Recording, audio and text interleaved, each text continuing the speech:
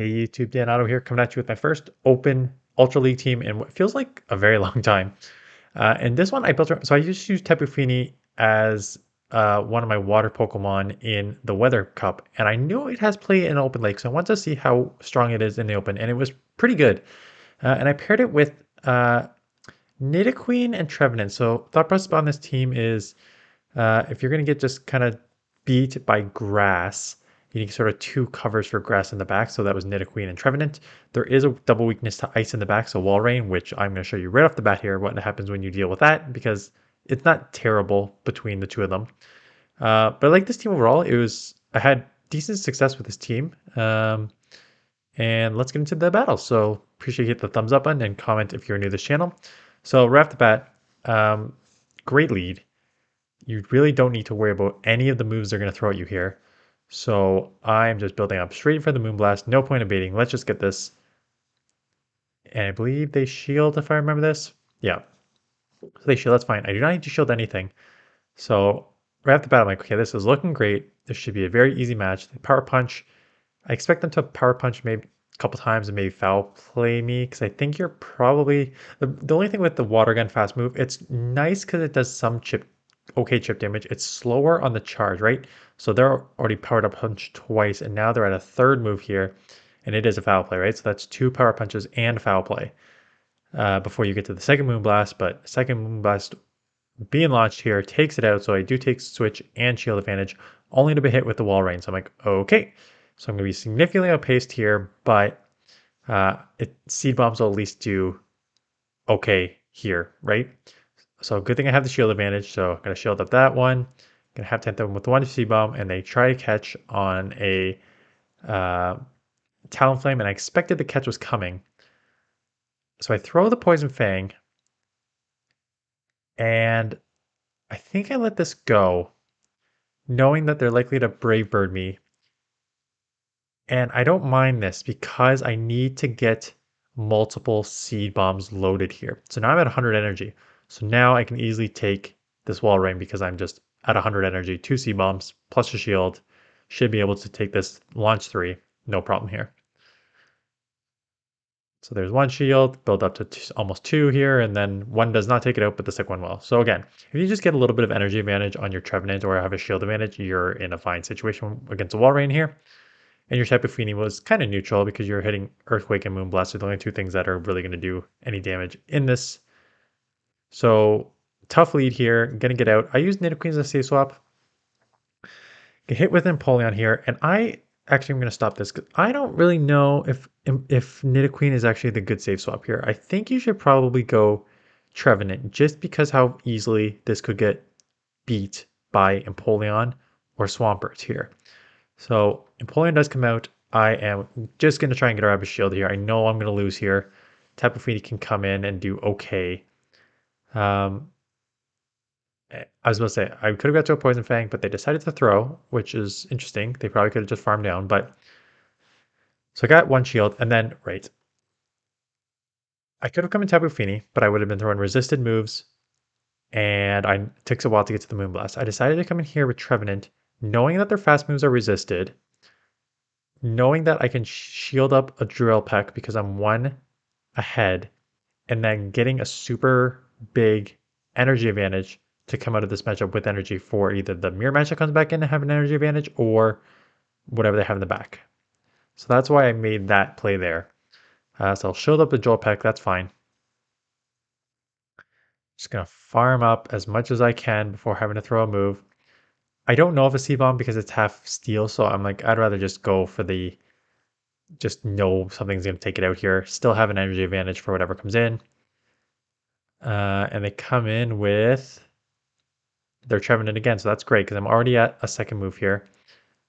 I think do I shield or do I call that a Seed Bomb? Because that was kind of fast. Yeah, so I called the Seed Bomb. Throw my own Seed Bomb.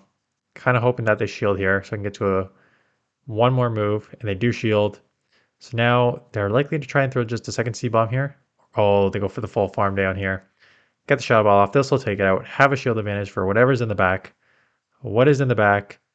Surfetched. And let me tell you this. I'm thinking, great. I'm half water, half fairy. This is going to be an easy matchup. And it is an easy matchup only because I have a shield. Because again, it's slow. Water gun is slow charging. I can shield one. There's one shield, but they get to two leaf blades before I get to one moonblast. And this leaf blade puts me in like the yellow. So if I didn't have a shield, I would have lost this match. But I had the shield, moonblast, take it out. So surf edge is always like, it's kind of one of my fun plays. I always like playing with surf edge. It's so glassy, but man, fast charging counter, nuke of moves. This matchup is interesting because I've played it in reverse. I used Escav on another one of my teams. That'll probably showcase next week or the week after. And the two drill runs outpaced the surfs, I believe. Or it's like very, very close. So you may need to shield. Yeah, I think I just go for the full. Yeah, they outpaced me, right? So they're at the second drill run. So you actually win. You can take that matchup if you're the Escav just outpacing. But I shield once, coming out with energy, knowing I have an energy advantage. And here comes a Sylveon, so this is good. I have a Nidoqueen that I can align with it. I can hopefully just get two surfs off here to do good chip damage. And now I can align Nidoqueen. They could get to a Psyshock, so I gotta be aware of that, but they haven't shielded anything, so this is pretty low. And they do not get to the Psyshock. What is in the back? Swampert. I go to the Earth Power. Just fake it, because at this point, should have no problem with my Trevenant in the back, right?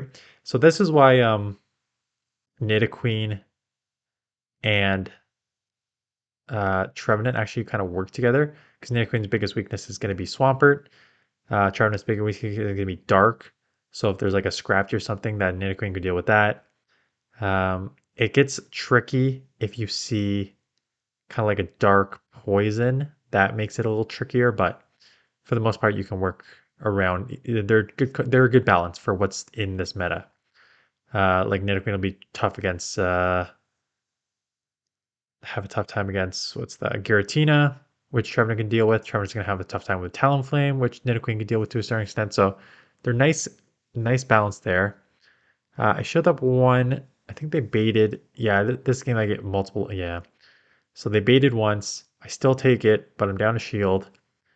I should have thrown a move here. So I can farm down. I should have just thrown the surf. Come in here because I can't come with my own Trevenant. They're out of Shadow Ball, so I shield again. It's another bait, so they bait me twice and this game's over. You can't get baited twice and then go down two shields and think you have a chance in this. So this game is basically already over. It almost does not depend what's in the back. I can't really catch a Shadow Ball here either, because then I'd be taken out in the back end here. But they Shadow Ball me. Oh, does not take me out. Coming with Talonflame. Oh yeah. I was gonna say it's already over, but now it is very over. Nothing I can do here. They are just gonna. I think Brave Bird gonna take me out because it does not matter. Tough game there.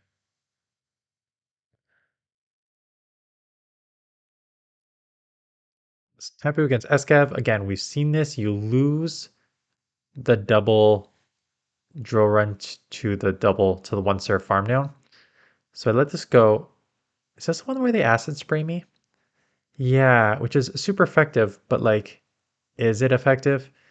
Not really, especially when your counter is your fast move and it's resisted by my fairy. So they end up shielding here. And I'm like, okay, this could be a drill run at this point. So I'm going to shield.